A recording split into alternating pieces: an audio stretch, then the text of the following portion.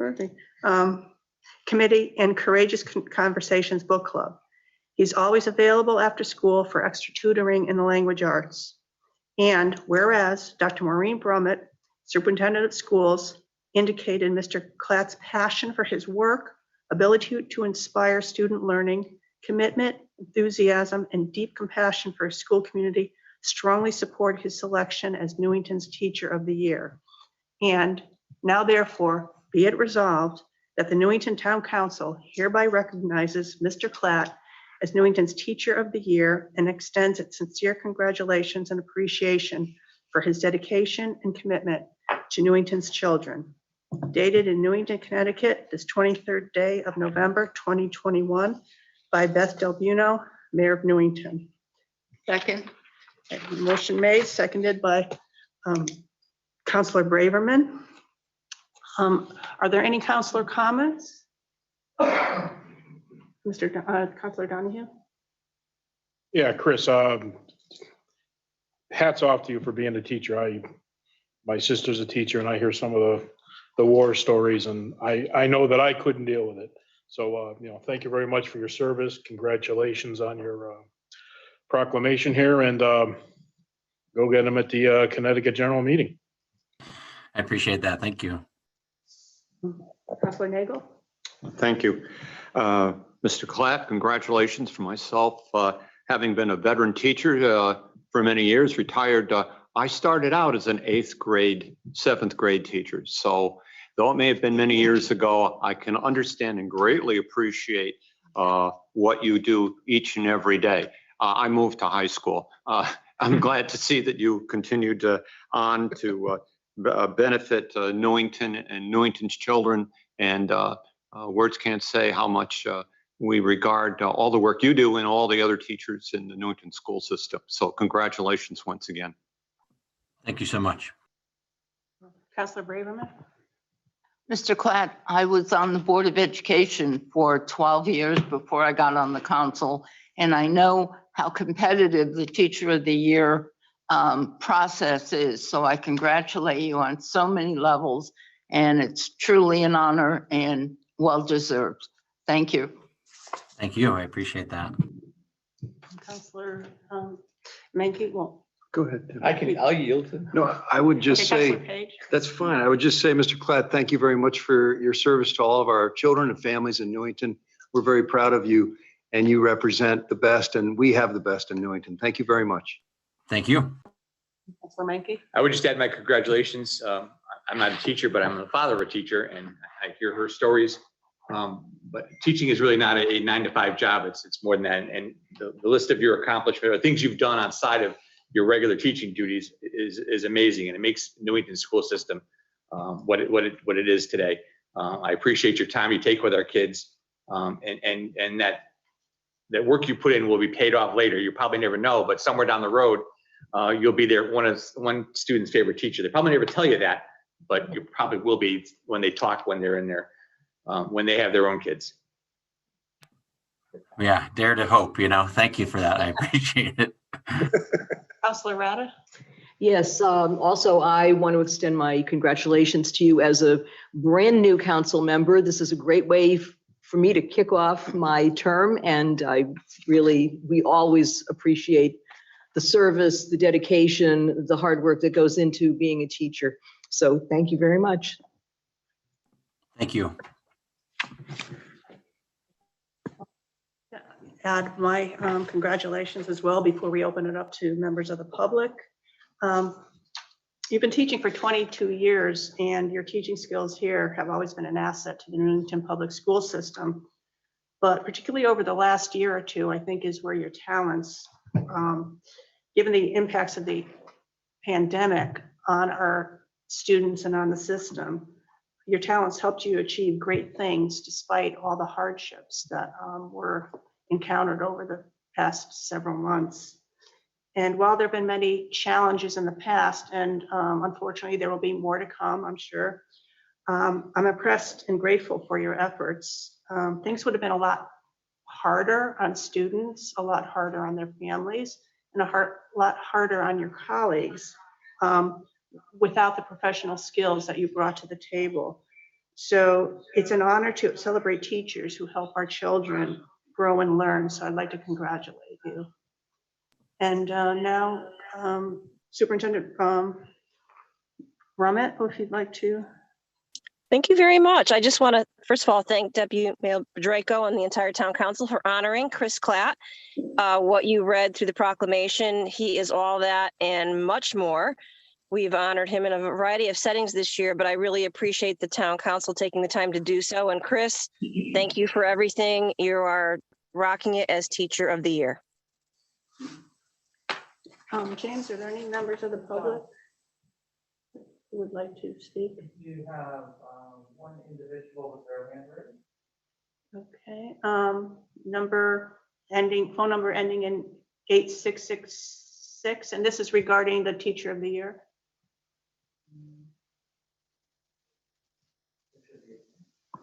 They should be able to unmute themselves now using *6 on your phone. Okay.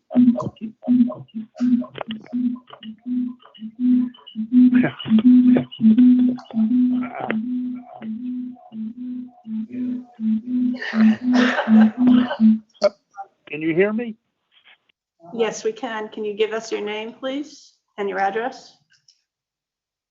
Bob Smith, 101 Fox Run Court here in Newington. Yes, is And this I'm not- regarding Teacher of the Year? No.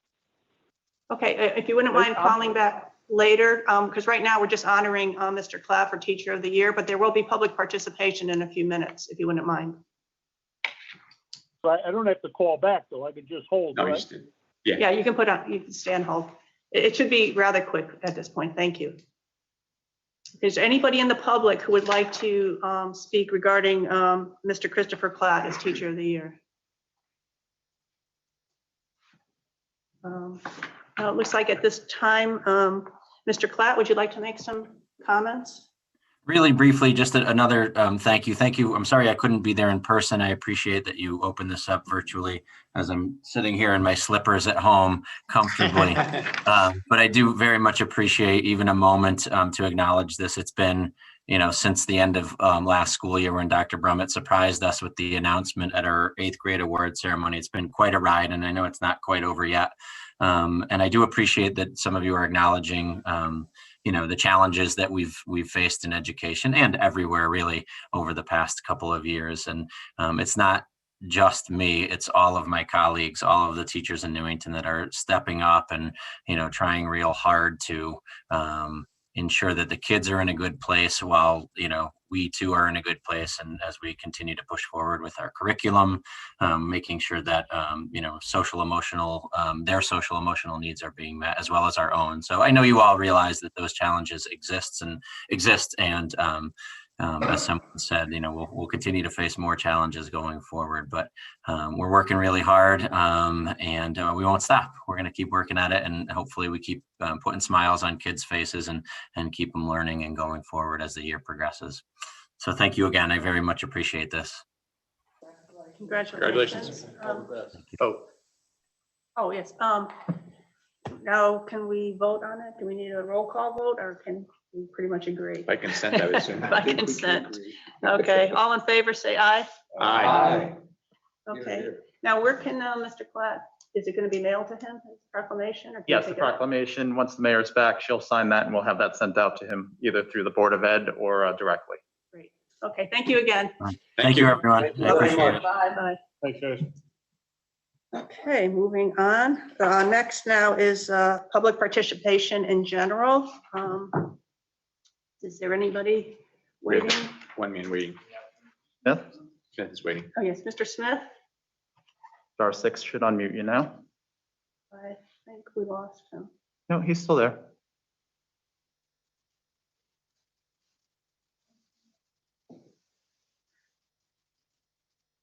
Mr. Smith, you can use *6 to unmute.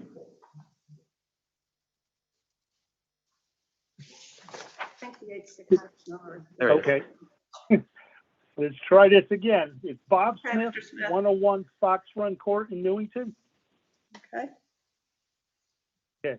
I wanted to talk about something that's not on the agenda. I'm kind of confused reading the agenda. Is there at any point where the public can speak on something in general that is not an actual agenda item? Yes, actually, the town council operates a little differently from some of the other commissions, so you can speak whatever's on your mind. Okay. What I wanted to talk about was the subject of the Traveling Veterans Memorial here in town. It's gotten a lot of coverage on Facebook lately, and all of you should have gotten an email from me about this subject already. I know Tim actually replied to me. Thank you, Tim. I believe a lot of people were unaware that this is actually a fundraiser that is using our veterans by charging a fee for anyone to get their name listed. And I emphasize anyone because I don't know how you even know the name is really a veteran, but hopefully that's not a problem here. More than anything, I just find this very offensive to do a fundraiser based on veterans or their families paying money to have their names listed. I know of towns like both Meriden and Milford that erected permanent monuments listing all the veterans of a conflict, and at no time was a veteran asked if they wanted their name included, or worst of all, to pay to have their name listed. It was all done automatically. So my number one question is, who made the decision to do a fundraiser using our veterans? That's all I have, and I just would like to know who made that decision. Okay, thank you, sir. Is there anybody else looking? Rose Lyons? Rose, are you there? Oh, take a second. She should be all set now. Hi, Rose Lyons, 46 Elton Drive. No disrespect to NCTV, but as I'm listening over my phone and watching on television, I'm wondering if the video that I'm receiving is the best that we can do given the equipment that we have with a hybrid type of meeting. If it wasn't so dark and so cold, I'd hop in the car and come down there. But I'm just wondering, when is NCTV's capability is going to be at 100%? And is this 100%? Very disappointed in the way we weren't able to attend the last meeting of the town council, and yet the swearing in was able to be held live and in person with several people in the audience. But that's nothing that you had control over. It was our town manager's decision, I'm guessing. My next question is, when will the Board of Ethics be meeting again? It's been, I think, at least 3 or 4 years since I've asked when they will meet. I don't even know that we know who's on the board anymore. The last thing is that I noticed on Facebook that a new roof has been put on the American Legion, which brought to my mind the CIP budget, and I think that roofs were all clumped into a one-line item, and I think 750,000 or something like that. I thought that there was supposed to be a line item provided for all the proposed projects. I'd like to know who to contact in order to get that, the town manager, the facilities manager. Any guidance you can give me would be appreciated. Thank you. Have a happy and healthy Thanksgiving. Thank you, Rose. Thank you, Rose. Thank you. Okay, we have another caller on the line, Ms. Nazzacoli.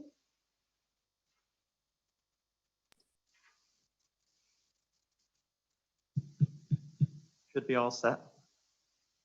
Ms. Mazzacoli?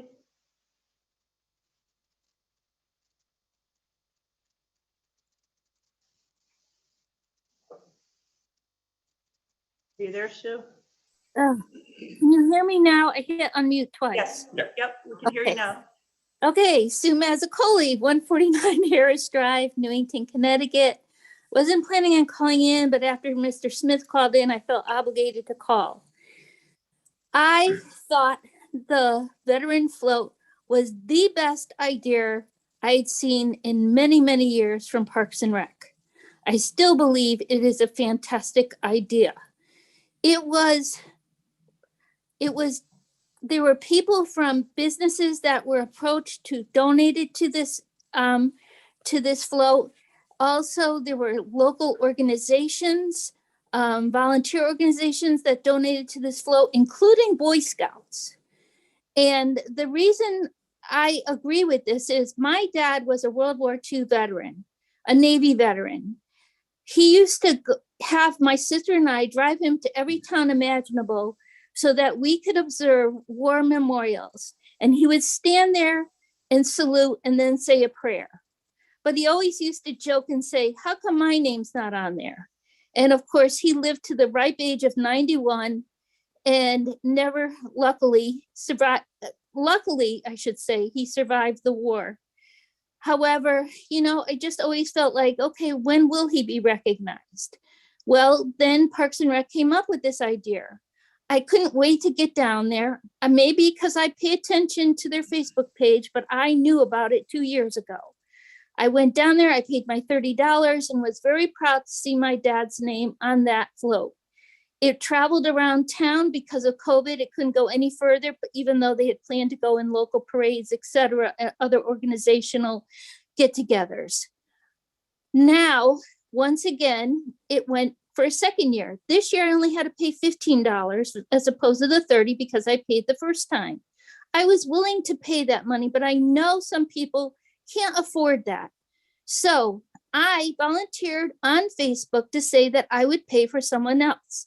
And then before you know it, so did other people. Other people jumped in and said they would be willing to pay for a veteran who couldn't afford to be on that float. I think it's just a matter of miscommunication. People weren't paying attention to the Newington Parks and Rec Facebook page. So maybe they didn't even know it existed.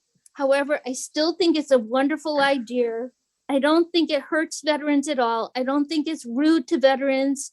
I think it's in favor of anybody and supports anybody and congratulates anybody who served.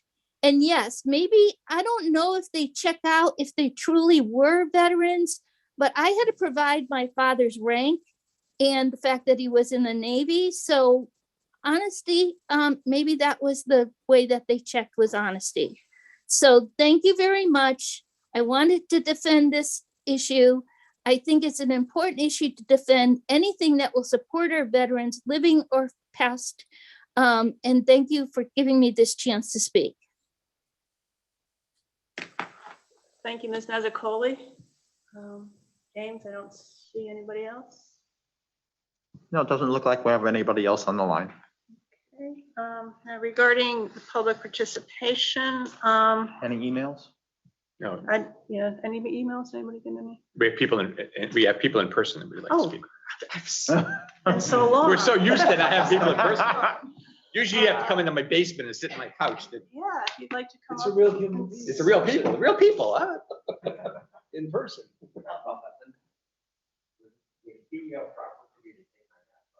Yeah. Yeah, we're more than 6 feet.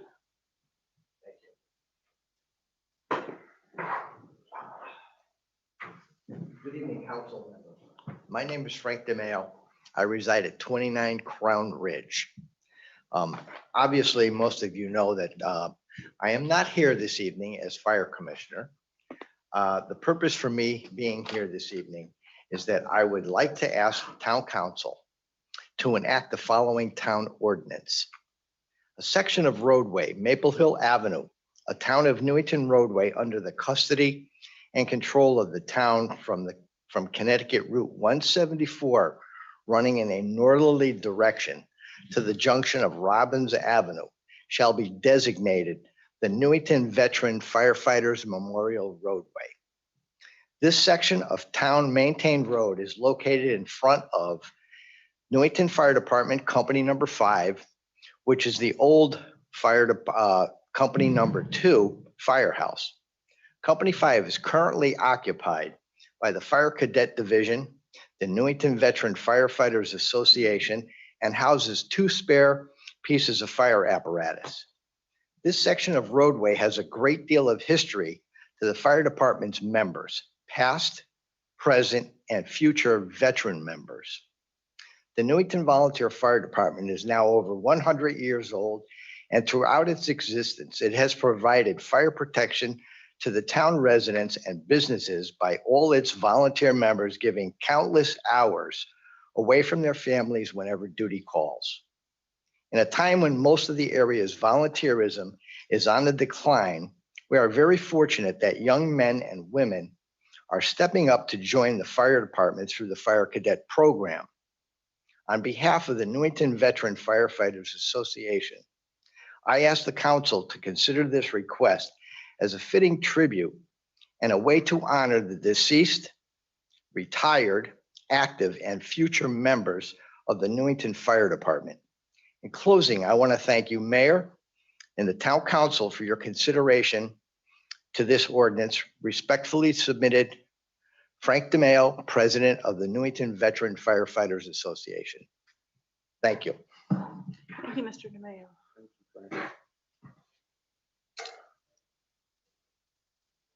Sure. Anybody else out in the audience? Okay. Are there any comments on any of the public participation before I, yes, Councilor Page? May I just ask, I don't know if this is procedure, we're gonna find out. If Frank could clarify again, what's the length of roadway you were talking about, Maple Hill Ave? Maple Hill Avenue from the corner of the Brick Avenue to the corner of Robbins. Okay, thanks. Mr. DeMayo, can Yes, you, sir. obviously you have something written there. Yes, I do.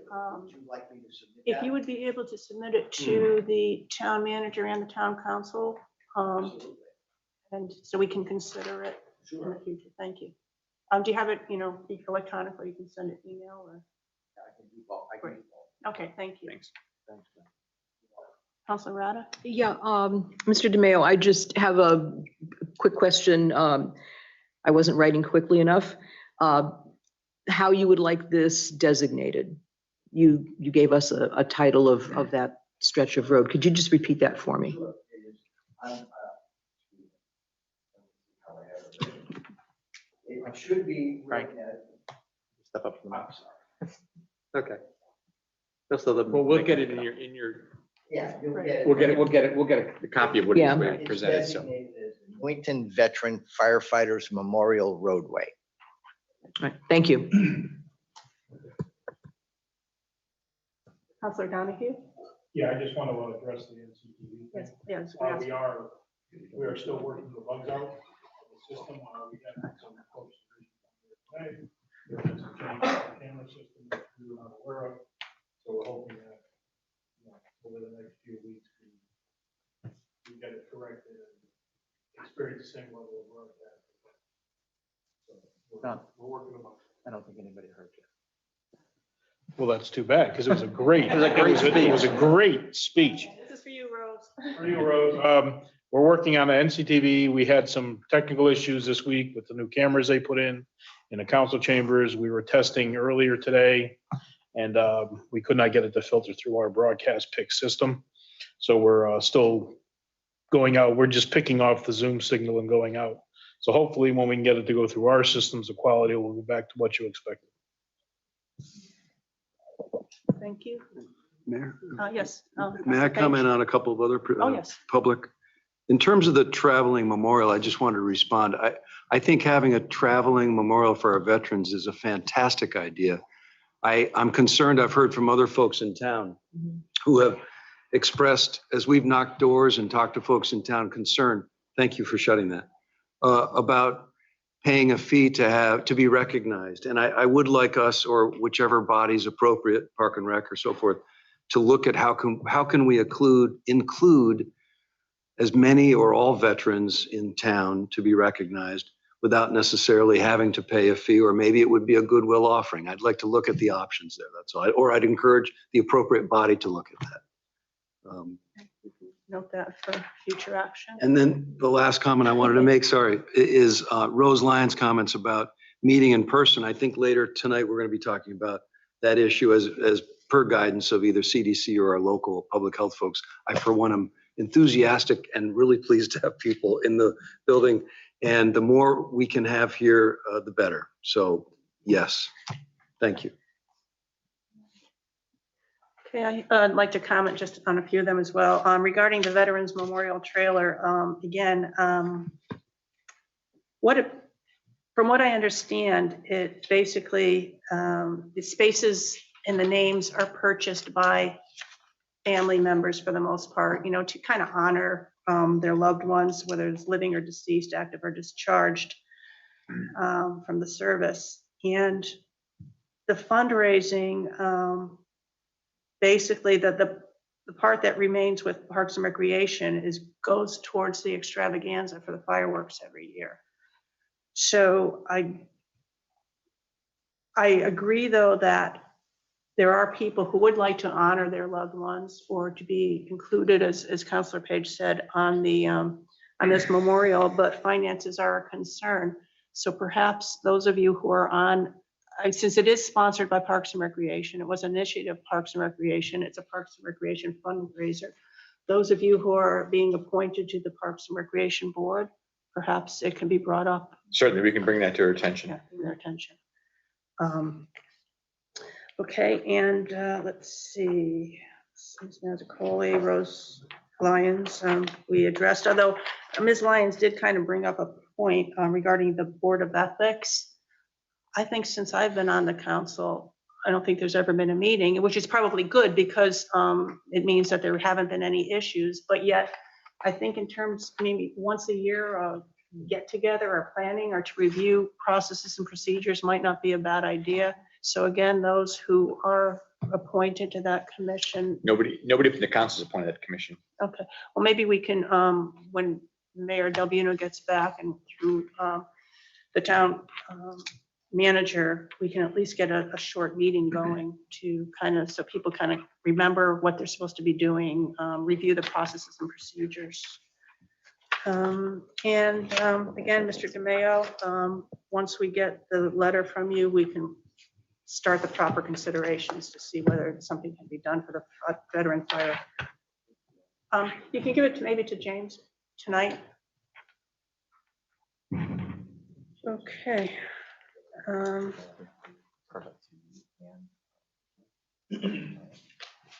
Thank you, sir. Okay, now we're on to consideration of old business. We have the town manager and I believe Charles Brown on the on Zoom call for a health update. We're ready to get going. Yes, that's correct.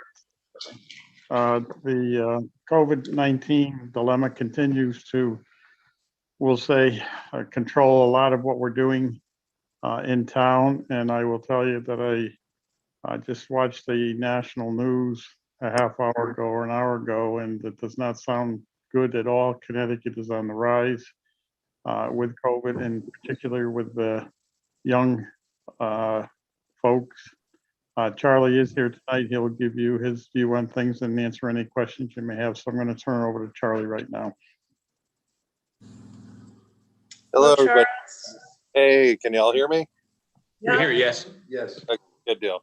So just an update on where Newington is from the beginning of the pandemic. Total cases at this point in Newington as of the 23rd stand at 3,293. Total fatalities in Newington have been consistent here recently, and we're at 108. As Keith said, we are definitely seeing a surge, an increase in cases, just like many around the country. I think there's a large number of cases that are going up, and most of the states where they're seeing this, it's happening in places where the weather's getting colder. This is the time for respiratory illnesses to really, spread as we get closer together, are indoors, and COVID-19 is really good at that. So, we're actually seeing cases increase. As Keith said, the biggest increase has been among the younger population. And the reason for that is that their vaccination rates are lower because they have not been allowed to get vaccinated until recently.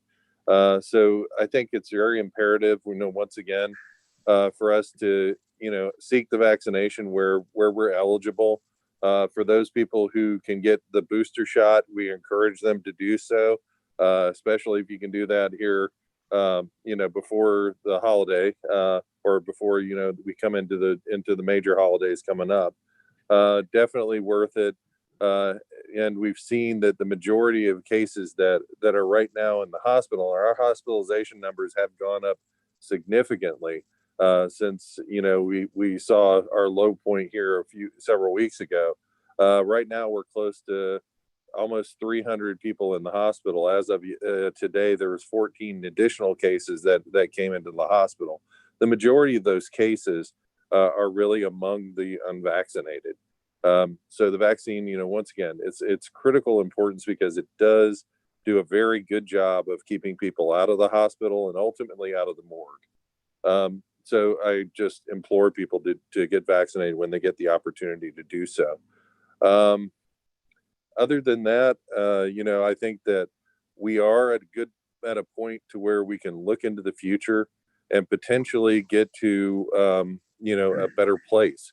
I see 2022 as a potential year for where we start to turn the tables on this thing. We have a good test at this point. We've got a very effective vaccine. And if you watch the news lately, Pfizer and Merck, the pharmaceutical companies, have really have some promising treatments that are there that can effectively treat once we identify somebody with the virus. Once you have those three things in place, then we have the opportunity to start managing the virus and not being managed by it. So, I think, once again, I think that if we can keep our folks doing the right thing, once again, the basics of public health, three W's: wash your hands, wear a mask, and watch your distance, is imperative as well to protect each other. And I stand ready to answer any questions. Yes, Councilor Page. Yeah, Mr. Brown, thank you for being here tonight. Do we know what the incidence or prevalence of COVID cases are in our Newington public schools?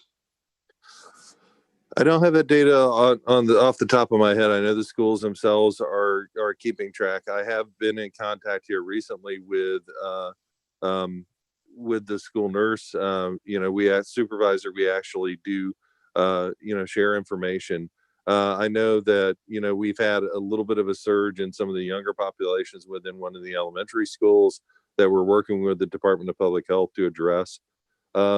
So, but for the most part, what we've seen throughout this pandemic is that school transmission really isn't where the spread is really happening. Most of the spread where we're seeing, even among the younger population, it happens in the household settings or in outside activities like sports and things of that nature. So to that point, if we were to require masks, and I'm not wearing one right now, but but I am vaccinated and boosted, to require masks of all of us and of anyone who wanted to come into a meeting, wouldn't that be consistent with the rest of the town's policy, or the schools anyway? Yeah, I mean, right now the schools, if you go into the school setting, you have to wear a mask. Absolutely. What would prevent us from doing that here? Really, it's a policy decision on y'all's part. Oh, so it's up to us. It's up to the town manager and the safety officer, which is the town manager. You do have to wear a mask when you come into town hall. You enter, yeah. So the council makes that ultimate decision though, right? The town manager. The town manager, the safety director. No. It's up to, as the public safety director, it's my call as to what we do, and my decision is based upon conversations with the health director and the status of the number of cases that are occurring and where we are, whether we're in yellow, gray, orange, red. It depends on a number of things. But it's not, we've been pretty, we'll say, consistent with the fact that if you want to come into the town buildings, you have to wear a mask. We probably will not require, unless we go back into the orange or red, a paper to fill out on your current status and your name and so forth for tracing purposes. But, we are overly cautious and want to continue to be that way when it comes to our residents and to our employees. Do So, we know what, sorry, Mr. Chapman, go ahead. no, I was just going to say, so we monitor it every Thursday. The latest information comes out, and depending on what color level we're in, that will determine what, if any, changes will take place in the following weeks. And I think you meet with leaders in Weathersfield, Rocky Hill, and Berlin. And Cromwell, that's correct. What are those towns doing for their town meetings? Well, they all, you know, I think most of them are probably where we are right now, where they have. So they're both. not meeting in person? No, well, you're meeting in person now. We're meeting in person. No, I know, but I'm asking if the other towns are. Well, The I other can speak towns are for doing what Rocky we're Hill. doing tonight. Oh, he froze. Charlie, can you expound on Yeah, that? I can speak to that a little bit because, you know, the other towns are doing similar to what Newington is. They're having, you know, the town councils can meet in person. Usually they're wearing masks if they're not fully vaccinated. And, you know, there is a hybrid, you know, in some of the towns that allow for people to attend virtually, in addition to those who can be on site. So, you know, a lot of this is, you know, is, as Keith said, it's based upon, you know, the level of virus and number of cases, whether they're increasing or decreasing within the community. So, you know, we continue to monitor that and to advise, you know, any of those entities that seek technical support, you know, as to what status they can do. Right now, I think the most critical thing, and I mentioned it during my comments, is really the vaccination status. That really does drive the opportunity to meet in person and to be able to do things, you know, that as you've done them in the past. So vaccination status really is key to really getting back to some semblance of, you know, kind of what we saw before. I hate to say normal because I'm so far away from normal now after 2 years of this, that it's just hard to say the word. So if we required proof of vaccination, wouldn't that clear that up in order to come to a meeting? Well, no, we're meeting in person. No, I We know, have but I'm just public. saying, but it's hybrid, right? Or is there a limitation to the number of people that can be at the meetings?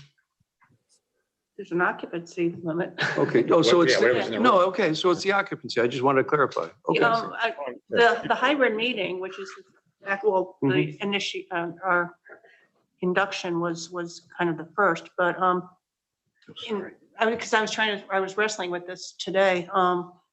Actually, in a way, it's more transparent and more available to the public because people, I mean, we have, I don't think all of you on Zoom can see, but there are members of the public here now. We are asking them to wear masks if they're not vaccinated. And we are meeting in public, whereas before it was either phoning in or, you know, coming in public. So I don't really see what we're losing now by going to a hybrid model. No, I don't know that we're losing. I was just asking for clarification. Yeah. Let me just say that right now, if I may interrupt, all of you should have your masks on. I think Charlie he just went over the 3 W's. Wearing a mask is one of those, and you should have your masks on. They were required last week at the swearing in, and they are required until we change our policy, depending on where we end up with whether we're in the yellow, gray, orange, or red.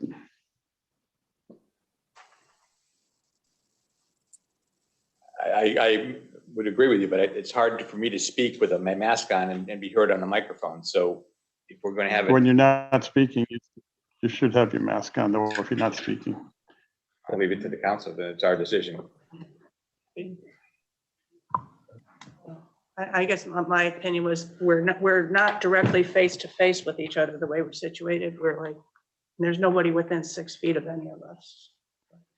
Councilor Donahue. So, Charlie, as the goalposts keep moving, what is the definition? What is the definition of fully vaccinated? I just heard my favorite doctor on TV today saying that the definition of fully vaccinated is going to continue to evolve. So it's never going to end. It's like, oh, now everybody needs a booster. And then 6 months from now, everybody's gonna need a new booster. And, John Donier's personal opinion, it sounds like it's about money, not about a cure. No, and I don't agree with that, John. I honestly think that as we're moving with this type of virus that we know, changes, to meet the environment itself, that we have to be nimble enough to be able to change what we have to protect it. So the science in this evolves, just like the virus evolves. So, you can't come out and say that, okay, this is what we're going to do, and then have the virus evolve and then not do anything to address that. So, it's not a static situation. You have to respond to this, or else you continue to see the spread of the virus. So, yeah, I mean, the flu vaccine works in a similar way. We adapt to what's going on in the environment to be able to provide the best protection that we can every year. So this may be similar to that as we get down to it. So the first shot and the second shot were to cover alpha, beta, whatever it was. And then the booster came out to cover Delta, whatever the virus was. Did the makeup of the booster shot change to affect the variant? They haven't changed the makeup of the vaccine at this point. We're still, with the same, I guess, formula for the vaccine as what we saw from the beginning. What they're finding is that, our immunity wanes over time, and that the ability to get that vaccine again to boost your immune system's response to the virus allows people to protect themselves better if they have that boost. So it's just a function of how do we keep our immune system operating at a high level to be able to, protect ourselves against this very virulent disease. Okay. Councilor Menke? Charlie, can you just tell me how long, if you get the booster, does it take to be effective? So if I get it, generally, I mean, what I've seen anecdotally is, people generally within the first 48 hours, they kind of have the immune response reaction, which is what you want to see. So it's fairly quick to boost that immune response, which is what the whole purpose of this is. So I'm not sure. I haven't seen where full protection really lies. Most of the time, within a week, your body is moving itself up from those types of vaccinations. and do you see then this booster as a yearly event, like a flu shot, or? It depends. I mean, I think it's going to be periodic, and it does depend upon the vaccine. What they've seen thus far, and we have very limited information related to how the vaccination for this particular disease works within our bodies. We're learning every day. So this one, what we're seeing is that it's probably closer to 6 months that your immune response is waning to the point to where you can become vulnerable to exposure of this particular virus again. So it may be that they recommend 6-month boosters. Just don't know at this point. The key here is take advantage of the situation that you have. If you have the ability to get boosted, do so. Once again, it's been really proven to be a very safe vaccine. We have not seen a majority of adverse events with respect to this, and it is very, very good at what it's designed to do, which is keeping you out of the hospital and out of the morgue. Thanks. Councilor Nagel, did you have? Yes, I did.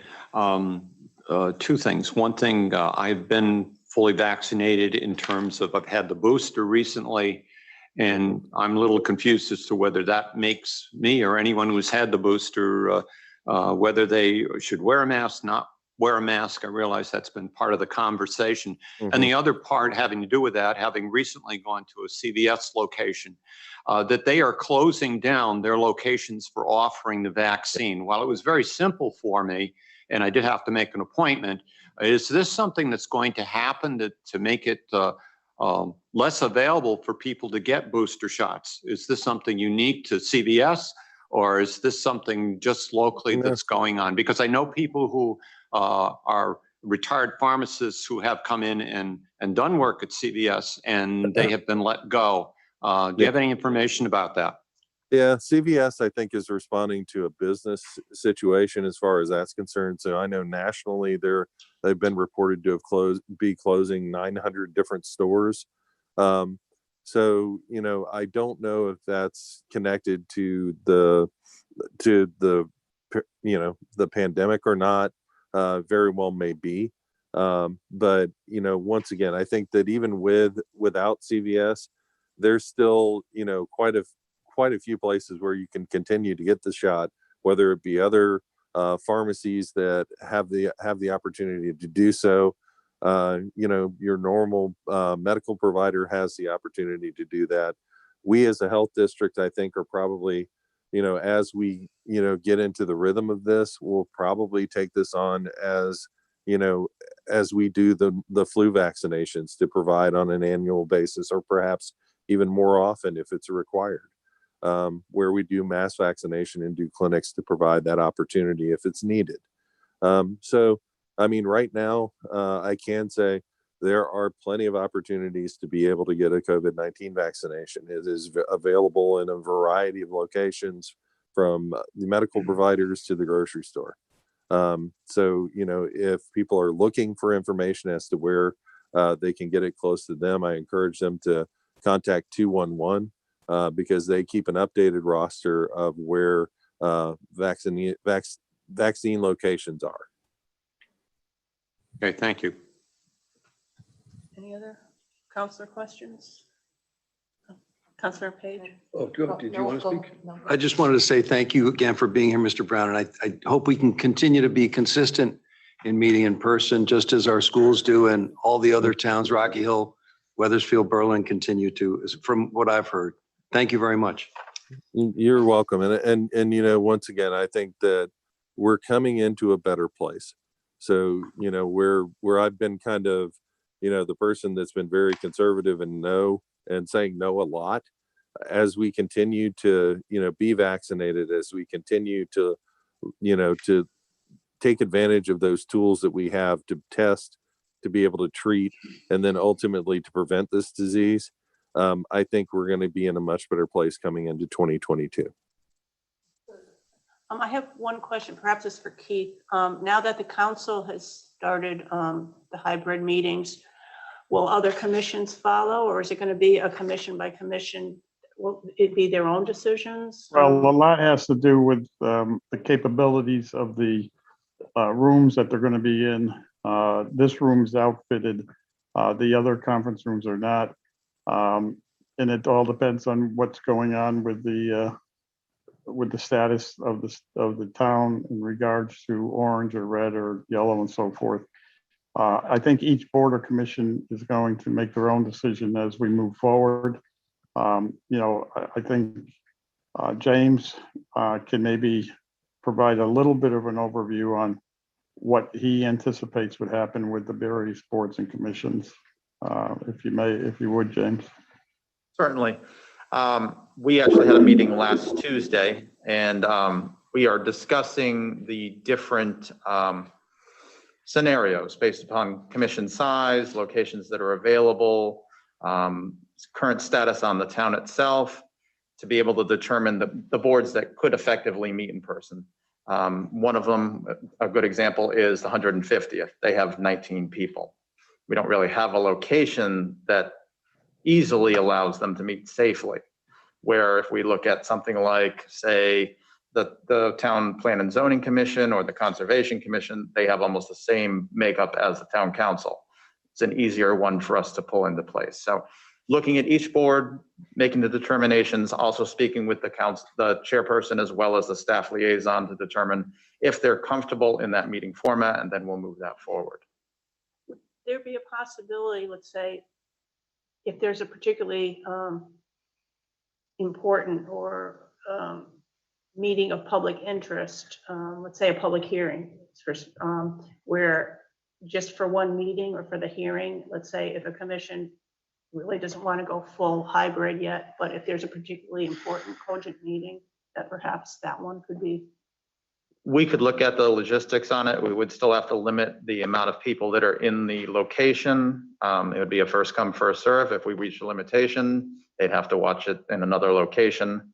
That's something we'd have to work out as well, but it would be a possibility. Similar to what we did with the organizational meeting for the swearing in.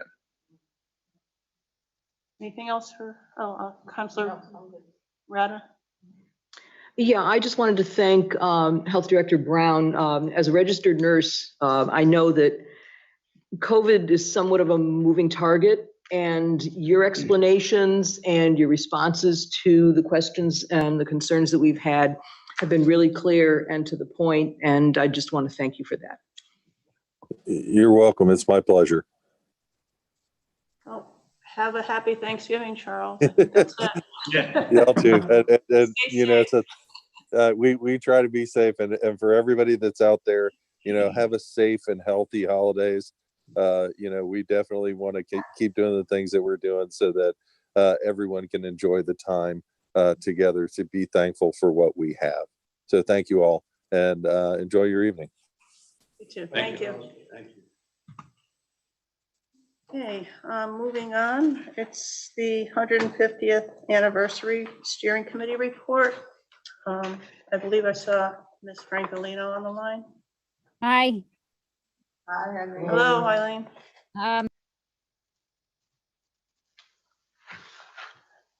We're all set. You're muted again. Whoa. You're muted, Eileen. How we doing? Better? Yep, I can hear you. Yep. Okay. As you know, during the month of October, we conducted a blood drive and we collected just over 30 pints of blood. In November, members of the committee made homemade baked goods to share with our local veterans in celebrations of Veterans Day and to honor their service. In December, we'll be offering a beautiful commemorative ornament for sale at the Night of Lights on December 4th. After that, if we have any left, they'll be for sale at Karma's Closet. Our mayor's ball will be held in early April. We're hoping, fingers crossed. We have to see what happens with COVID. Hopefully we'll be able to put tickets on sale sometime in January, but we're just kind of waiting to see how things roll out with the whole COVID mess. Other than that, everybody have a wonderful Thanksgiving. Thank you. Thank you, Eileen. Is there any questions for Ms. Francolino? Very thorough. Okay, thank you, Eileen. Thanks for all your work. Yep. Okay, moving on. New business. We have 2 grants to look at that are basically annual grants. So the first one is for the Emergency Management Performance Grant application. We've done it in the past. It's funding for EMS activities. So it could be used for salaries, purchasing equipment, recurring services, such as phone and cable. And there's also was a new addition, I believe, last year, and it's continuing to this year, where we can get PPE funding. And this grant is important. It's available. It's available money for some important services. I do believe that Megan Mankey will be here to talk to us about with it. Oh, Megan, there you are. Hi. Hi, would you like to talk to us about the emergency management grant? Yeah, it's pretty basic. It's basically what you just said. It's a federal grant that we get from FEMA. We apply for it every year. We get it every year. And historically, and what we're going to use it for this year is it offsets the current salaries for the emergency management director, myself, and the deputy emergency management director. There are other categories, and I think we're going to be putting in for the PPA item that's there because it's an additional, like it doesn't come out of our total that we can get. But going forward, you know, there's a ton of things that we can use it for. We're just going to hold off probably for this year, just because a lot of the costs go towards like EOC development. And right now we don't know where that whole EOC grant and the status of that right now is. So we don't want to be getting a bunch of equipment or asking for money for a bunch of equipment that we don't know that we're going to be able to get. So yeah, this is just a resolution authorizing Keith to sign it once we finish the application. What's the dollar amount that we're going to be going for? I gotta look at the thing again. I want to say it's like 30,000. It's based on the your population per capita. It's like 5 cents. It was in the memo. I was just looking at it today. I don't know why I can't remember the total. I think it's around 30,000. It's 31,617. That includes the extra 5 cents for PPE. James, you're the best. That's a nice Nice round number. Yeah, nice chunk of change. I do have a question though, because it says that, we'll be, maybe talking about it a little bit tonight, but we're not going to be acting on it until the 14th. But yet on the front page in our package, it says the application is due December 1st. Is that? It's due so it's the same, they sent the same application as last year. So, and I think they just changed the date. But the email that we got from the regional director says the 15th. I'm going to follow up on that. I just noticed that today too. I'm going to follow up and make sure. But we have handed in, late in the past, if that is the case. They said the 15th in every correspondence besides that we've gotten. So I'm going to just verify that, but I think it's just a typo. Okay. Thank you. Does anybody have any questions for Megan on this? No, just confirm the date. Yeah. Right. We could meet special if we had to, but time's running short for the I can first. confirm it was in the email that was forwarded to me as well as December 15th. The 15th, yeah. Right. Okay. But it's worth getting the final nod on that. Okay, don't go anywhere, Megan, because you're on again for the next annualized grant that we get for State Homeland Security Grant Program. And I guess this is a regional collaboration that we participate. If you can explain. Yeah, so this would be a resolution granting, giving CROG the ability to receive and manage those funds for all of the Region 3 towns, which Newington is part of, and then distribute them as needed with those 9, for any of those 9 categories. So it would be basically just saying that they can receive the funds and then distribute the funds. And it's pretty straightforward, but they need the resolution in order to give some of those funds to Newington. So this money goes into the CROG fund or whatever. Right. It doesn't come into Newington at all, but yet should we have need of some of it, we could access it, I'm assuming. Right. Hopefully we won't have to, but do you know how many towns are part of this region? In Region 3, not off the top of my head, it's basically the whole capital region. I don't know how far it goes. There's 5 DEMIS regions, so the state is broken up. I think we're the largest, but it's a good amount of towns. There's only 5, so. But I don't know how far it goes northeast, southwest, but I believe there's about 29 towns involved. Yeah, that is what I just wanted to mention as a representative of CROG, that it started with 18 and it's now, I believe, up to 29 towns in the region. The money goes to them. They basically oversee it all, and it goes to where it's needed in any one of those 29 towns. Sometimes it's a series of towns. If there's a project that encompasses several towns in the area and it overlaps. Just wanted to intersect that since I've been on that committee off and on. Thank you. Do you know, I'm just curious, in the past, how we've benefited from it as a town? It's one of those things that we hope we don't have to ask for it. But I'm not sure. In the last year or so, we haven't.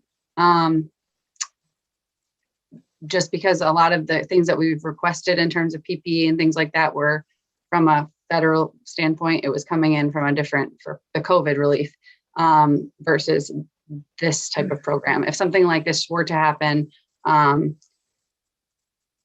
something not that was not a widespread pandemic, and the, you know, federal government wasn't giving us separate funds for separate, a huge emergency, that would be something that we requested through Region 3. If we had a storm, or we needed like a sheltering situation, or we needed a widespread response to an incident, all of this is something that we can go through COG and get those resources. And I'm just looking at the 9 categories. But it can also be used to do certain programming and to not only respond to incidents, but also better prepare ourselves. You know, you can read those 9 items yourself, but I don't know if James had them up on the screen before, but yeah, we can use them for any number of things. I know that we haven't tapped into it in the last year, but there we go. Thanks, James. I don't know how we used it prior to that. I wasn't, if we did use it, I wasn't involved in it. But I mean, it's a great agreement to have, just in case. Exactly. Does anybody have any questions for Megan? No. No? Oh, Just Counselor one Page? clarifying question. It sounds like these monies, if we wanted to, could be used for well, it's listing cybersecurity. And I wasn't sure if that's been a consideration or as a potential need, because there have been throughout the country occasional hacks against systems. I know at the University of Vermont, there was a hack, and through other colleges and hospitals. And I wasn't sure if that's been a concern on our part for our systems within the town. I am the least technologically advanced person that I know. So I would defer to Paul on that, just because he obviously would know what our threat level is, if that was something that we could do with the town servers or even the school servers. It would be something that we could look into. If that's a need, we could request the funds from that fund for that, for sure.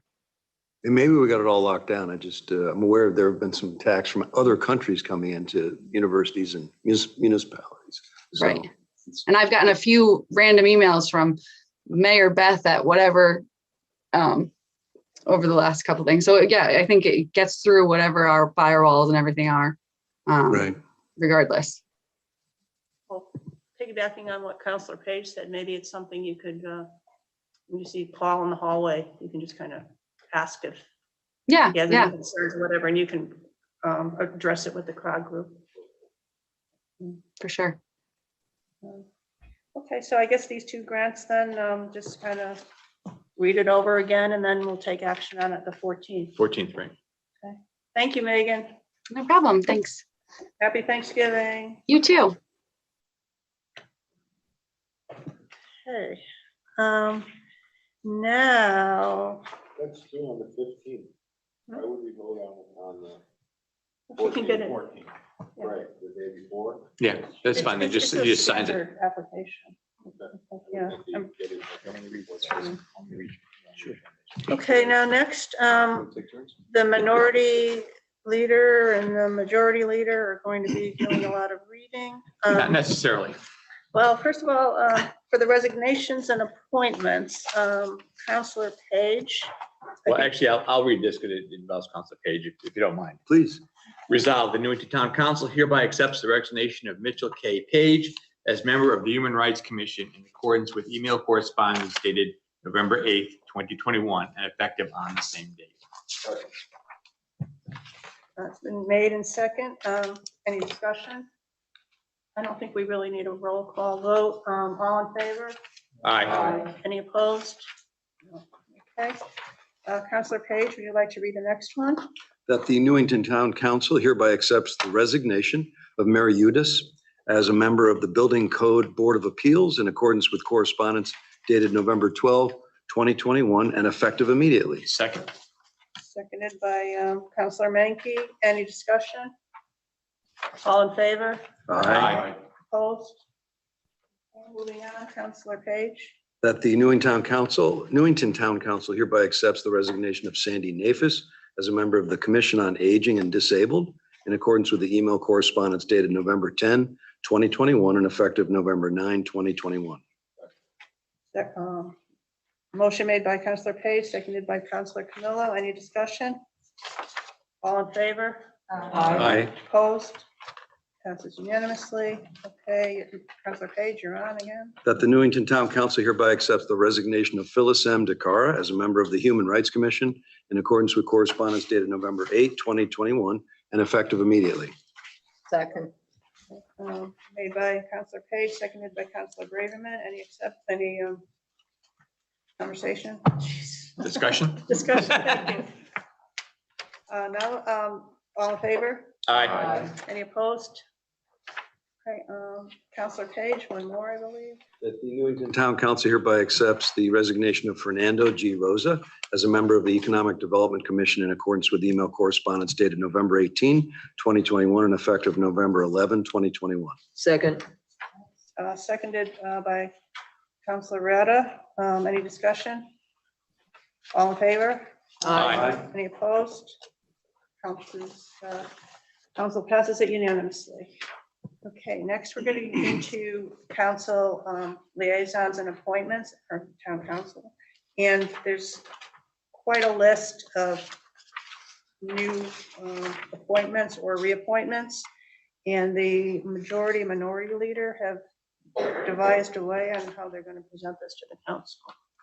Right, rather than read all the names, there's council liaison appointments, so, and Board of Ed liaison appointments.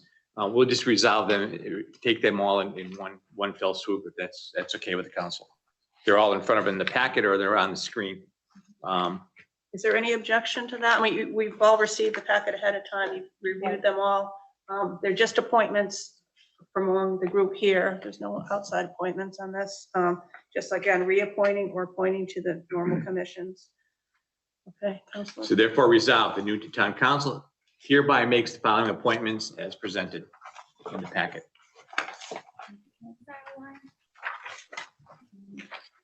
So that's There are things on here. This is bad.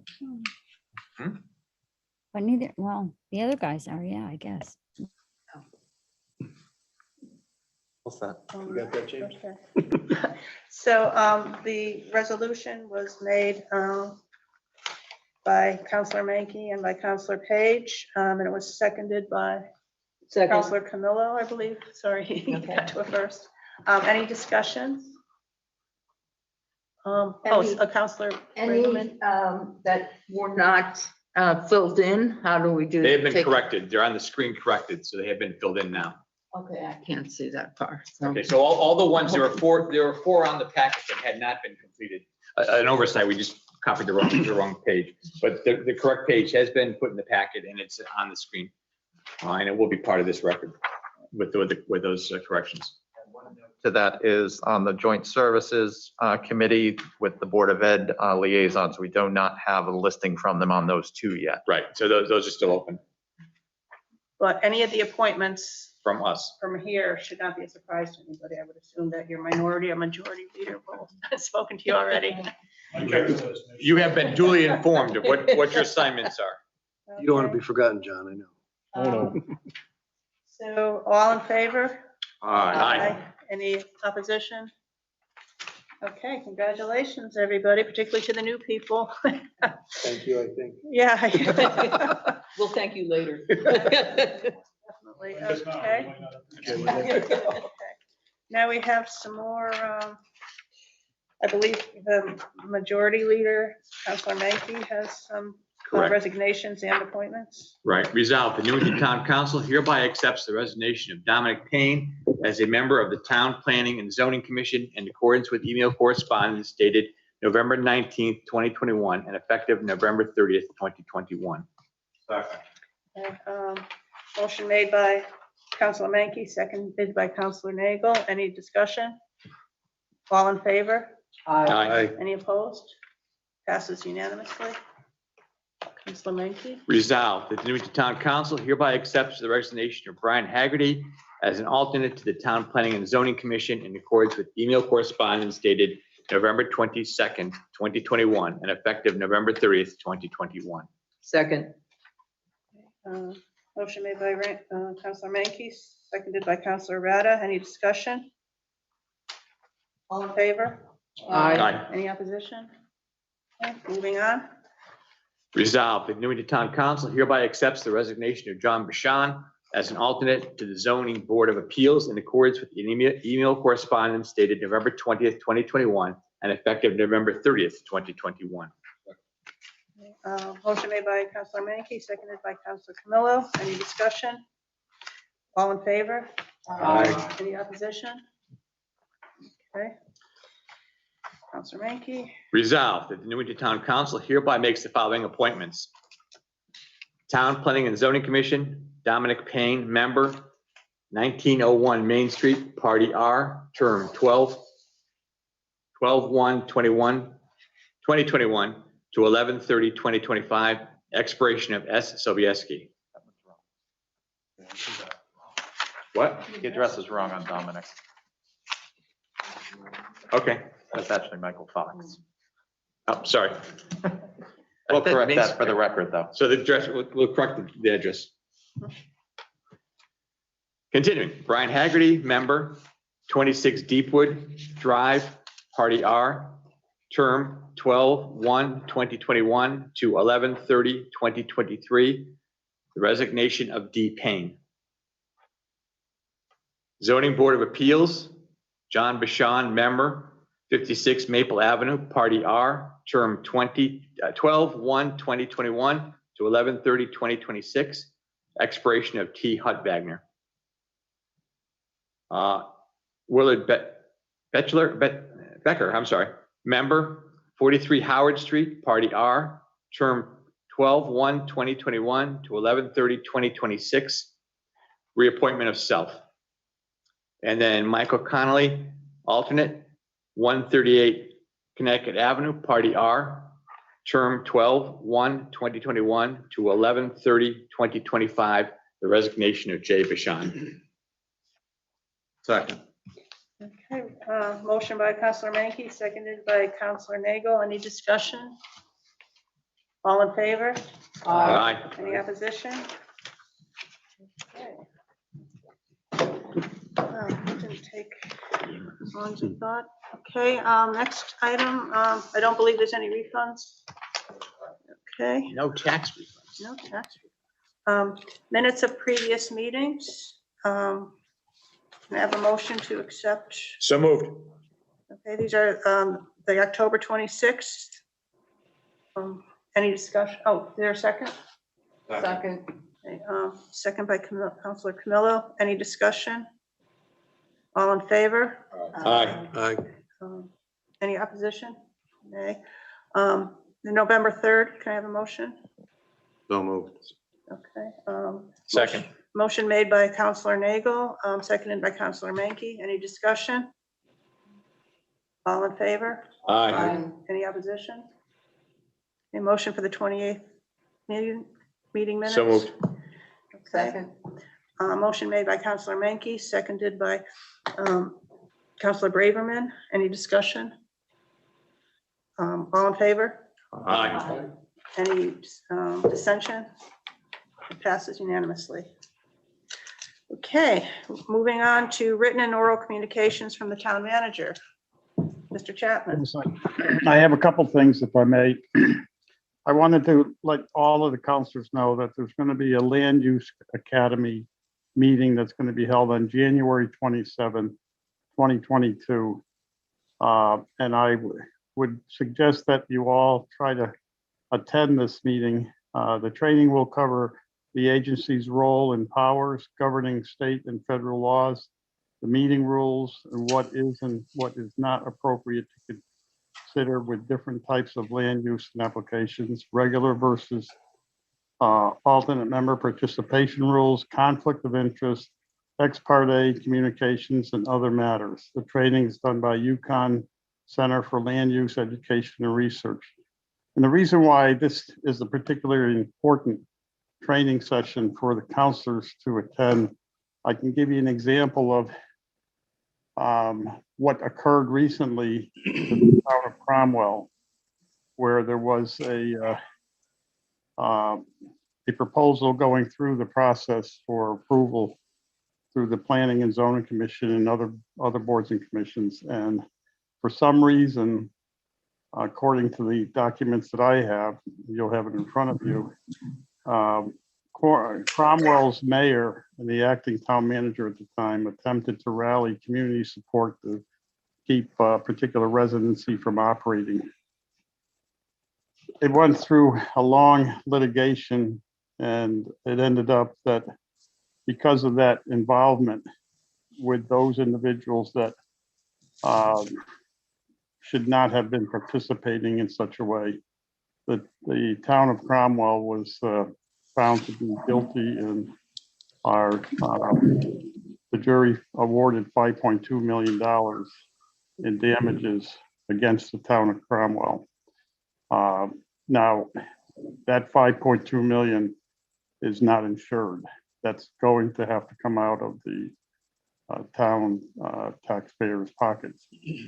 So it's an important meeting training meeting that I would suggest all of you attend, because you all have certain powers and duties that could be perceived as being abused or inappropriate.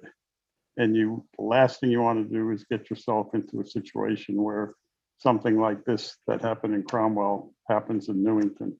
So again, it's on January 27th. It'll be at 6 p.m. or 6:30. It'll be a face-to-face meeting unless the COVID gets worse. But we'll keep you posted on that meeting, and it's being coordinated by Renata, our town planner. And I would encourage you all to try to attend that meeting. The only other thing I have is, unfortunately, as we have gone through this meeting tonight, I've had several telephone interruptions. Unfortunately, a fatal accident at the corner of Willard and Newington Avenue, a car versus pedestrian. Oh my God. Roads are blocked down there, so you probably want to avoid that area. But unfortunately, these things happen, and there was one pedestrian that was hit and killed. And that's all I have. Actually, there's one other item, Keith. There is. There is the contract. Oh yes. I'm sorry. I don't have that paper in front of me. In keeping with the state statutes for the state of Connecticut, the Board of Education is seeking to enter into negotiations with one of the administrative groups that they oversee. I believe it's 4 members in this union, but they're scheduled to start contract negotiations. And in keeping with the state statutes, you're being asked if the council determines they want a representative on the negotiation committee. That would be a selection that you would make, and then we would let the superintendent know of who that is, and then that person will be notified of all negotiation meetings and so forth. So it's really a matter of you as a council selecting someone to represent the council on these negotiations. You don't have a role to play other than that you would be there as someone for information and advice, and report back to the council through the process in executive session if you so desire. So we really need to have someone identified to serve on that position if you so desire. And according to this, they're hoping to begin informal deliberations following Thanksgiving weekend. So you may discuss it right now if you'd like, and identify someone, and then that person will serve in that capacity, or you can say you don't want to have anybody there. That's your call. Well, I think participating in any kind of meetings and getting dialogue going with the Board of Ed is a good idea personally. Right. Is there anybody who feels that? Okay. Is there anybody, well, Sharon, would you like to? Well, Mike volunteered too, so Okay, how are we? Is there anybody who has a really strong? I can do it. I've been having a good dialogue with Dr. Brummett. I'd really like to be there. I would move we appoint Mike then. Mike Mellon. Hey, you okay with that? Or do you want to take a vote on this? Okay. Well, I just think you've been involved with the Board of Ed for how many years? 12 before I got on the council. Right. So like experience counts for something, I think. Well, Do we have an alternate and a member? Two of us? What'll happen? What is the question? Can we put two We people? have two people on there, one from each party, actually, as it works out, but both, Mike has very current experience and Sharon has a wealth of historical experience with the Board of Ed. And both would bring something very, very valuable, I think, to interpreting what is going on. I Can we- don't see any reason why you could not have two individuals sit through these negotiations. So if you Can want to have Sharon and Mike do that, I would let the superintendent know that. Okay. Okay, great. Super. Okay. That's the way we do things, don't I? Like Thank you it. very much. Okay. So who will be responsible for winning the? Take care of it you'll through take- you'll let- administration. No, fair. Thank you. Okay, thank you. Okay, council liaison committee reports. Counselor Nagel? Thank you. Having been on these two groups last time and being reappointed tonight, I served on those committees. I didn't know I was going to be reappointed to one of them when it met, but at any rate, the library board of directors met on 11/8/21. Out of that meeting, the head librarian told us that Sundays have been added from 1 to 4 for the public. You may contact the library in terms of the details for those particular hours. Number 2, there are now 10 computer stations available, and indeed the details of how to use them and whatever can be found by contacting the library. The annual road race, which was held this fall, delayed because of pandemic, is scheduled to be May 15th next year, which is a major fundraiser for the library. They discussed grants that have come through Sonic, which we have as a nonprofit to try to find grants for various different organizations and departments in the area to gain monies for good purposes. And one was found that might be appropriate for the library to try to find a good use of their space outdoors, possibly a gazebo or something, so that they can safely in pandemic or even in the summer hold different events on the area of land that is there. The details have yet to be worked out. Also, I attended via Zoom the last CROG meeting, Capital Region Councils of Governments, which was discussed before on 11/17/21.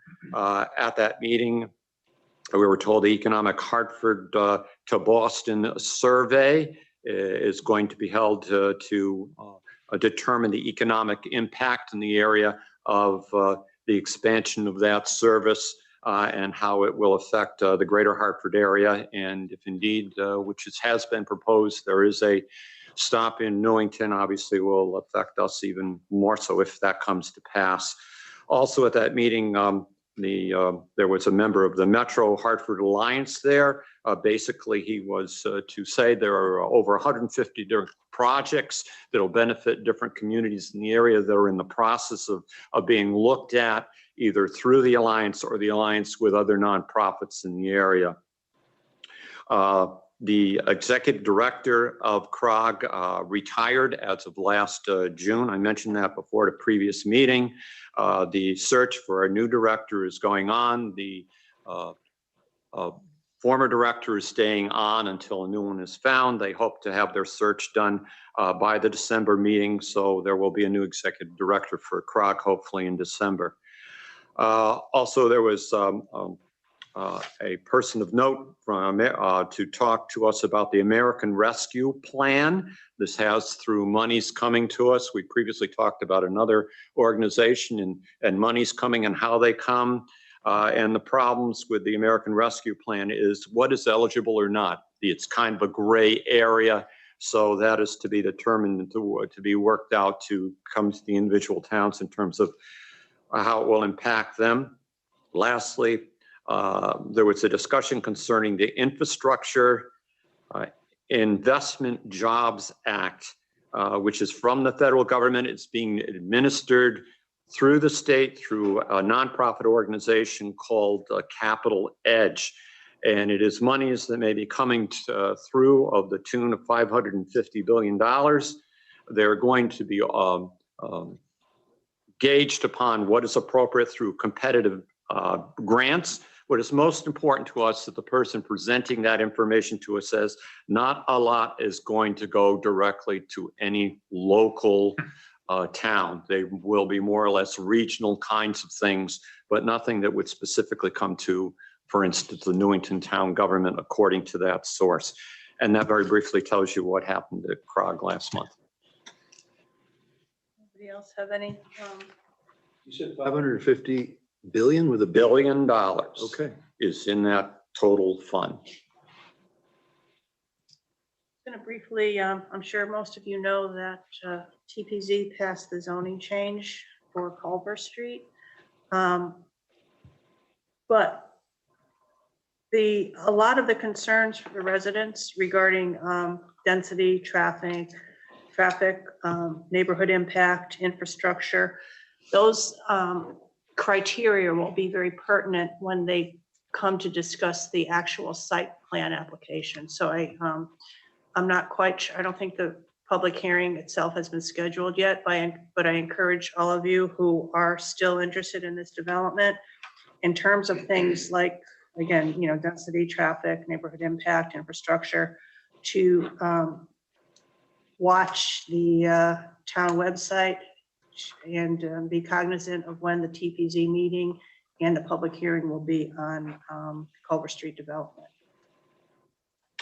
Any other comments? Okay, now I guess we can go to public participation. Oh, we have a real live member. Another real person in the building. He said that, not me. I am real. I just wanted to actually talk to you, Mitch. The school gives us your name and address. Yes. 113 Stoddard Avenue. The school sends us out an email every week with the COVID numbers. So if you want, I could forward you what I just got last week. And I'm sure Dr. Brummett would be willing to add you to that list. Sure, thank you. And also speaking to you regarding the COVID booster vaccine and looking for proof of vaccinations. I think I need to be careful there. For instance, I myself, actually it's been a year now. I had COVID last year, pre-vaccination and in healthcare. So, but anyways, both my pulmonologist and my neurologist, who I now have thanks to COVID, told me not to get the booster because I had the natural immunity and have had the vaccines. They feel that the booster is actually going to make things flare up and be worse for me. So I would stay away from it because, then I wouldn't be able to come here and talk to you because I'm not going to get my booster, and not because I'm an anti-vaxxer. All right. No, it's a health decision. So, and that's it. Thank you. All right. Thank you very much. I see we have. One more thing. And listening to the news the other day, the booster takes 2 weeks to be fully effective. No, thank you. Thank you. Okay, waiting in the wings. We have some people who want to participate. The first, I believe, is Ms. Mazzacoli. Hello, Sue, are you there? Hi, Sue Mazzacoli, 149 Harris Drive, Newington, Connecticut. I do have a question about being able to go to the town hall. I noticed that the preschool children are allowed to attend classes, the Parks and Recs preschool. So if children could be in the town hall, I don't understand why adults can't. As far as the Ethics Commission, I used to be a member. I submitted my resignation back when Tanya was our town manager. However, if you go on the town website, I'm still a member. I also noticed that you didn't have the Ethics Commission listed in your updates as far as changes to that. So maybe that's something for the town council to take a look at. Now, if you need another letter from me, I'll be happy to send it. But right now, I did receive a phone call from a member of the public asking me when we were all going to meet again. And I said, I'm not even on it. And they said, well, you are according to the town website. So please update the website as far as the Ethics Commission. Also, I love you, Megan Makey. I just think you're the best there is. I've expressed that on Facebook numerous times. But please, acronyms and the town council, please try to eliminate acronyms. When you're a member of the public, you don't recognize those acronyms. And it's important for us to know what departments you're talking about, what committees you're talking about. So please be careful with that. Also, my last statement is to say thank you to James, our town clerk.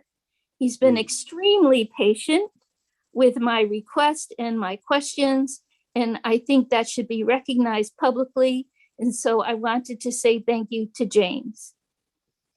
Thank you, Sue, and thank you for the reminder about acronyms. It's very easy to slip into that. And speaking of James, he's actually on vacation. He's sitting here in this room. So he's really a godsend to this town. We're very lucky to have him. Okay, next looks like Ms. Rose Lyons. Hello, Rose. Hi, Rose Lyons, 46 Elton Drive. I just have to tell you, I think when you ask people to unmute, there's a delay. And because I heard Sue Mazzacoli say she hit *6 twice, and I did the same thing. So just take that into consideration. First of all, I want to second what Sue said about James. He's always available and always right there with the right answer. Well, I hope the right answers. I'm asking the questions and he's giving me answers, so I trust that they're the right ones. But I do appreciate the time he takes to answer them. Question for a member of the audience, Dana Havens. Why didn't you come and pick me up? I would have gone with you tonight.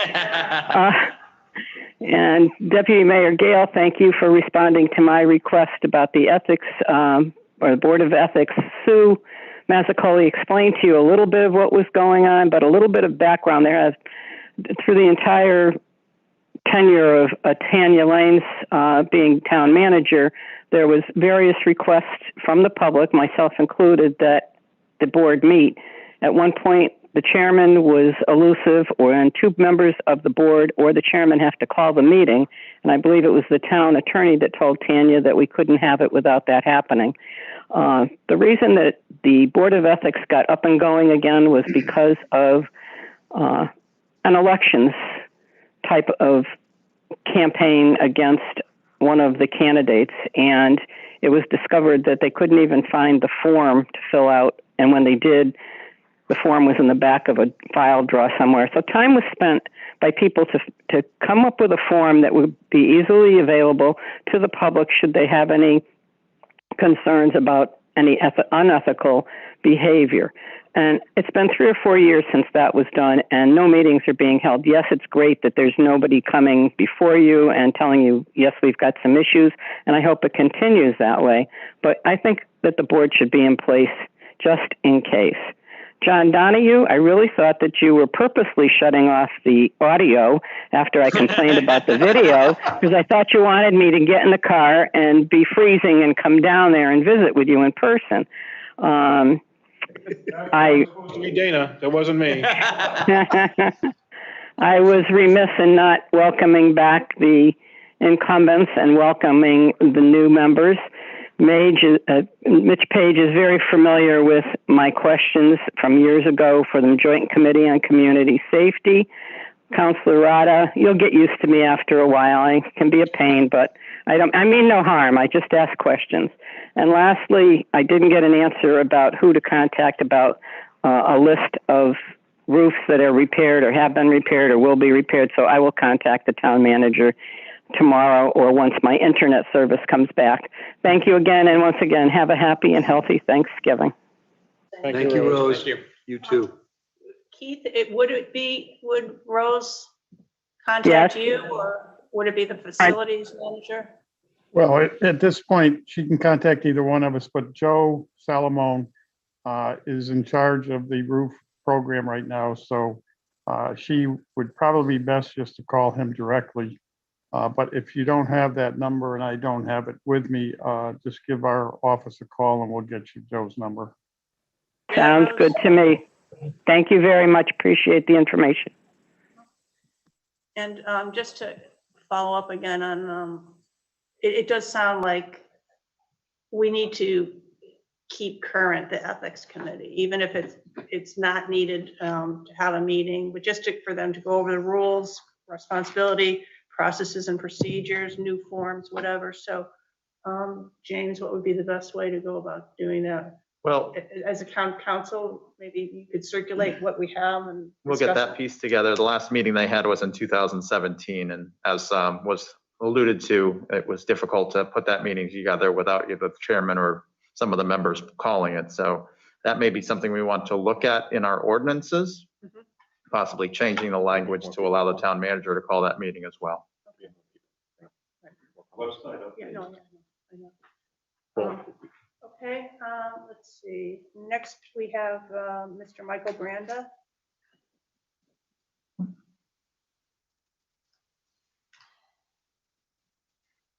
Michael, are you there? That may be the delay they were talking. A couple of seconds before. Right. Michael? Mike should be active. It's just that needs to unmute it.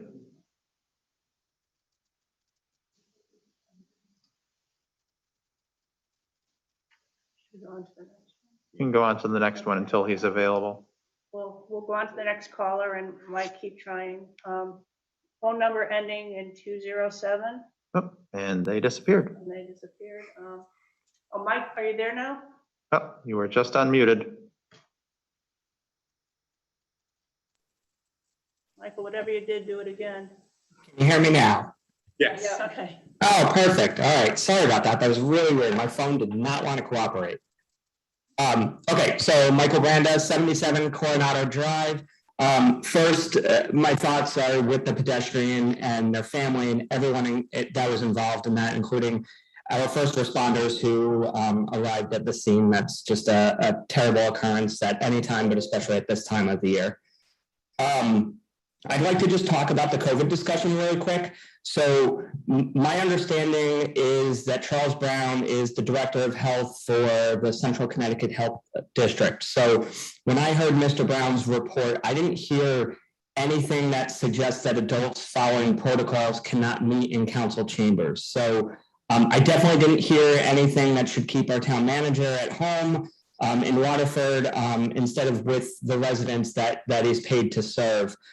What I did hear, though, was the importance of vaccines. So I would love to know what our town leaders are doing to promote our residents getting the vaccines, those, of course, that have not. So to Ms. Haven's point, obviously, everybody cannot, but there are clearly some people that still have not been able to get the vaccine. So I would just like to know what we're doing to promote that, because it seemed pretty clear to me that if you're following Mr. Brown's guidance, then you should be doing everything you can to promote vaccines in our community, because that seemed to be a highlight that he was trying to get across. I haven't seen any clinics organized by the town of Newington, except for the one that Dr. Brummett and her team organized for our students and the teachers. So it's possible that I missed them, but again, we heard about the importance. So I just want to press on that and make sure that maybe we can do a little bit more to get more people vaccinated in our town. And then back to just the policy for meetings and town business. The policy to not have town meetings inside town hall, it seems to directly conflict with, as Ms. Mazzucchelli mentioned, the town's pre-K program. So actually on their website, it says, despite the COVID-19 pandemic, the preschool will be running throughout 2021 through 2022 school year, as long as COVID protocol allows for it. So, my concern is that if my kids can go to school every day at Newington Public Schools and we expect our educators to do the same, and we stopped being hybrid, and the town is saying the same thing to the preschool students, to their families and to those educators, then I think it's the council's obligation to have the town manager and the staff inside town hall operating this town in a safe way, but in Newington, and stop using this pandemic as an excuse to sit at home. And I understand that there are concerns, but we need to get back to business at some point. So the desire to conduct business in person is not in any way ignoring the seriousness of this pandemic. It's to find ways to re-engage our community and trying to do so in a safe and practical way. Ms. Pedraco just mentioned the Culver Street issue. There were a lot of people that wanted to participate in that conversation that maybe were unable to because of the way that we were conducting business in town. And I think that it's important to allow people the chance to participate in person and not have to be always on Zoom, because it is, as you all know, it's harder to do business on Zoom than it is in person. And I just, lastly, the town manager, you mentioned that you were the health and safety director for our town, and you can call me crazy for this, but I think that role should be filled by someone who lives here and comes to work every day in our town. But to all of you, happy Thanksgiving. And if I didn't say it already to you, congrats on your election, and hope to talk to you all soon. Thank you. And thanks for your patience on my microphone. Thank you, Mr. Branda. Is there anybody else? I don't see anybody else on the line. Good. Okay. Any remarks by counselors? Counselor Camillo. Mike's around. In response to Michael Branda with the clinics, we had many. We vaccinated over 500 people in town all through the spring, and now they're looking to do boosters. So it's not just the Board of Ed, it's our whole town involved. Mitch, Counselor Page.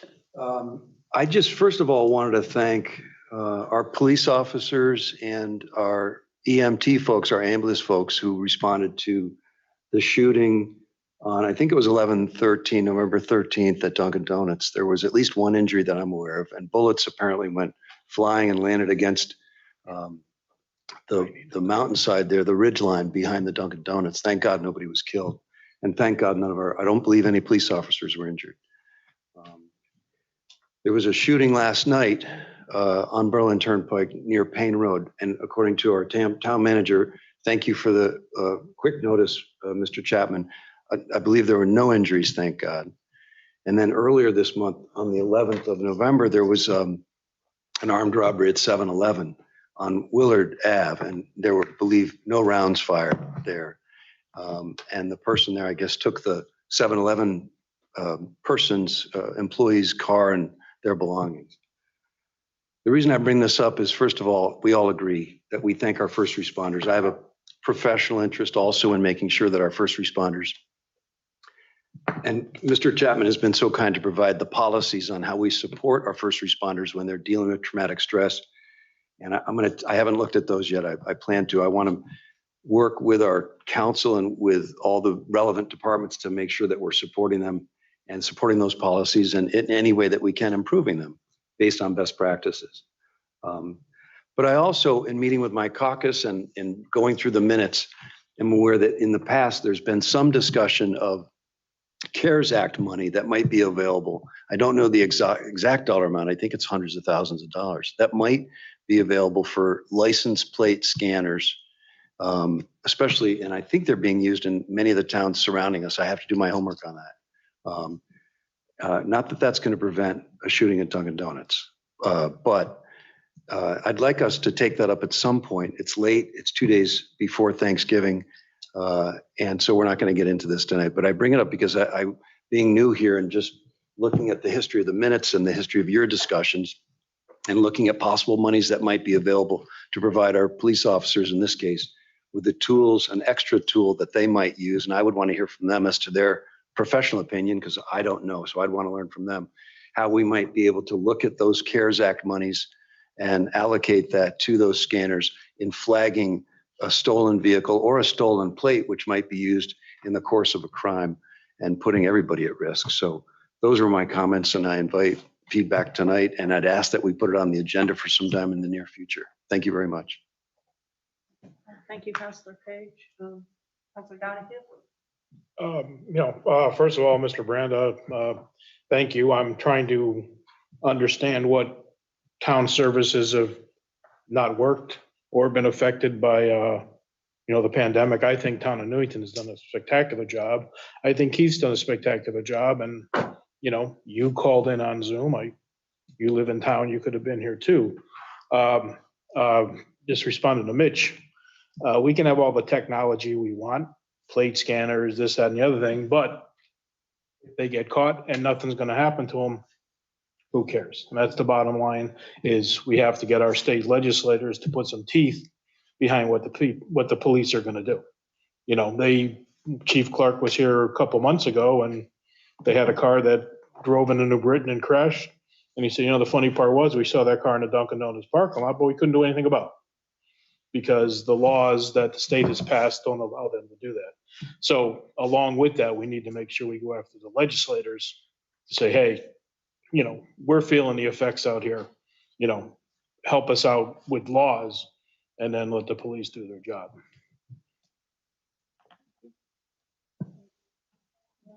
Councilor Nagel?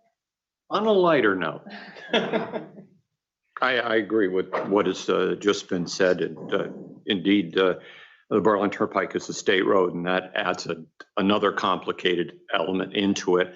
And that indeed, as was mentioned, the state laws prohibit some things, and it's a difficult situation that is very complicated and deals with the state in the limitations that the town has in order to deal with it, whatever we can and wish to do. And I'm sure we all agree here that we do back our town police and would like to make certain they have the support and the ability to do as much as they can to protect our town, to protect the community. What I wanted to mention, which was on a lighter note, is that recently Councilor Braverman and Councilor Camillo and myself attended Stu Leonard's annual, wasn't held last year, Turkey Brigade, in which Stu Leonard's voluntarily gives frozen turkeys to many different nonprofits so that those less fortunate can have a happy Thanksgiving meal. And the three of us attended this year, all helped out with our volunteer fire department. Thank you to them and to Mr. Stoddard, who was there to oversee that, to literally put these turkeys into cars as they drove. Very organized, well-managed place. And kudos to Stu's, kudos to the fire department for helping out. And it's good to see positive things happening on a volunteer time during this season where we should be thankful for what we have and what we can do. Thank you. Just a couple quick things to respond to Mrs. Mazzacoli. Ethics wasn't mentioned on these appointments because the council doesn't serve as liaison to any on the ethics board. I would suggest we put the ethics on one of our agendas for our coming meeting. We can discuss it at that point. Also, the town hall is open. If you need to use the town hall facilities, you just have to use the main entrance and you have to wear your mask and sign in. But otherwise, the town hall is open. It has been open right along just by appointment, but you can still access the services that are here. To Mr. Branda, I wish I could say as a town councilor, I could go out and convince everybody to get a booster or get their COVID shot because I'm Tim Mankey, the town councilor. I think there's a lot of other people that are trying to promote vaccines more than we have the power to do here, or we have the power to do as a Newington town. I can also report that the town has provided clinics. We provided a lot of people spend many hours directing traffic and directing people into clinics, both here in Newington and Weathersfield, Berlin, and Rocky Hill. We had clinics at the senior center to give most seniors that needed them their first and second dose of the COVID vaccine. I'm told the boosters are available at CVS's and Walgreens and Rite Aids and all those pharmacies, so people can probably get those on their own. And I just would point out that during this COVID pandemic that's going on way too long for most of us, this town has operated safely. We've been able to continue providing services. We've been able to keep our employees safe. We've been able to keep our first responders safe, and to imply that it hasn't been operated safely because of the excuse of COVID, I think is kind of short-sighted. We've done a great job, I think, led by our town manager, to keep our employees and our staff and our volunteers all safe and as safe as possible. And I would thank Mr. Chapman for his efforts in that endeavor. Councilor Camillo? Oh, I'm sorry. You up to me? Huh? Yep, beauty before age, whatever. I'm going to say, Gail, thank you. You ran a great meeting tonight. Agreed, Thank you for subbing in. Thank you. For Beth, Mayor Beth. And I want to welcome Ms. Page and Kim Rada to the council officially. I hope you enjoyed it. It was a good meeting to start your council lives on, a little bit of everything, and welcome aboard. Thank you. Thank you very much. Thank you, Sharon. Councilor Camillo? I got a couple more things. About the crime. It's on. Is it? Yeah. Now you are. There were some laws and bills passed over the past couple of years, and it seems like the criminals know better. And they're not going to get prosecuted. They're going to be sent home once they're arrested, and they're out there doing it again. I'd like to request our senator and 3 state reps to come and join us, and the public to join us that same night. This is really important. It's getting really bad. Every night there's cars being broken into while they're home. People are home and they're doing it. I've had our car, I've got dogs, fence, lights. It looks like the sun's up. That's how many lights I have. And they try to get in the cars. The other thing is the public, you have a lot of good ideas, but we need to hear them. Lately, because of the technology and social media, we hear complaints more than we hear the solutions. Bring those to the table too. Mr. Branda, you're number one. You've got Newington News. You've got a lot to say there. Bring it to the meeting face to face. Don't hide behind your keyboard, please. Thank you. Okay. Well, I just want to close by saying that it was so nice to see faces in the audience. I've got 3 faces here. Yes. We had 4. Well, we have 4, this is true. So we are doing business basically as usual. Like I said, this is even better because people can do it in the comfort of their home or in the safety of their homes if they want, or they can come out here. There's nothing prohibiting them. I do hope that other commissions, as James has said, that, you know, we're working on getting all commissions back to be able at some point to be meeting in person. But hopefully, should there be some other important issues where there are important, say, public hearings or meetings, whatever, we can work around that and get the meeting in a hybrid version if we can. And I just want to close. Thanksgiving's like my favorite holiday. I think you don't have to buy anybody any presents. There's not really an awful lot of hype, but just the whole meaning behind Thanksgiving is just very, very important. And this year might look a little different for, you know, some of our families and for people in our community. Many have faced sickness, they've faced loneliness, and some have faced loss and even economic hardships. But I'm thankful we live in a community that cares. We care about families, we care about our neighbors, we care about our friends, and we care about the less fortunate. And as you know, Councilor Page and others have alluded to, I'm thankful for our first responders. They continue to serve us and protect us throughout this whole ordeal. I'm thankful for our town staff. We've got stellar example here. Keith Chapman, all the town staff who has kept our business going throughout this, this pandemic. There has not been any break in service. They do an exceptional job in meeting all of our resident needs. And I'm also thankful for the many, many volunteers in this community. Some of us, you know, worked in the human services this past week or two, had their Thanksgiving food drive. The holiday gift drive will be coming up. We've got religious organizations. We've got even just neighbors providing food, housing, shelter, and just sometimes a shoulder to lean on.